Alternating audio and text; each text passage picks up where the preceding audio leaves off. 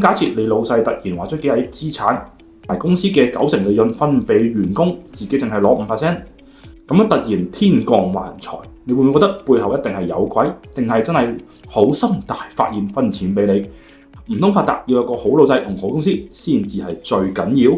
最近國內河南超市半冬來嘅40億分錢引起一系列風波。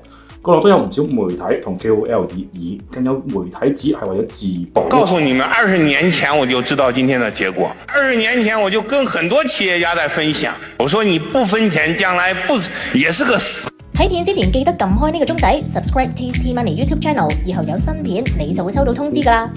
講翻少少背景資料俾大家先。半冬來係一間河南許昌嘅超市嚟嘅。由於創辦人余冬來喺1995年從40平方米嘅小店做起，現時喺河南咧就開咗間30幾間嘅分店，年銷售額超過200億人民幣㗎啦。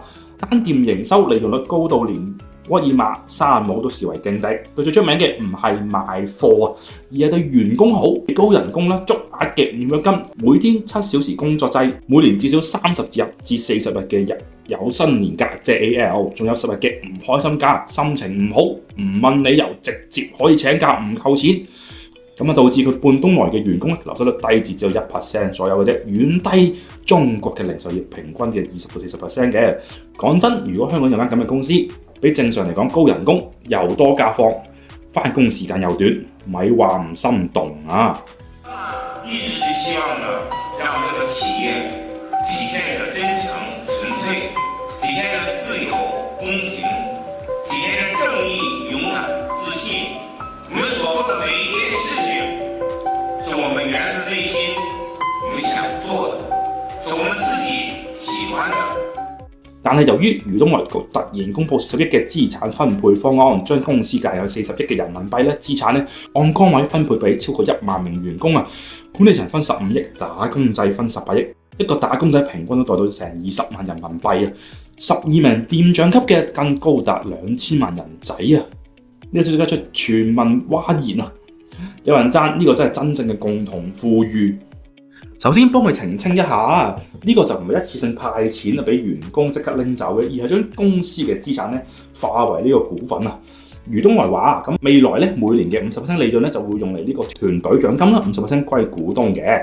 呢個制度咧已經其實維持咗20幾年㗎啦，唔係單單今次嘅，只係今次因為要起呢個許昌嘅夢之城項目啊，先明確咁樣分拆呢個資產嘅擁有人，避免未來嘅財務糾紛嘅。咁佢自己就拎5% 啦，咁大概就真係2億人民幣啦。咁啊佢強調嘅呢個係真實情況嚟㗎，唔使再估㗎啦。咁啊仲話希望咧透過呢個方式咧就實現呢個共同致富、共享美好生活咁話。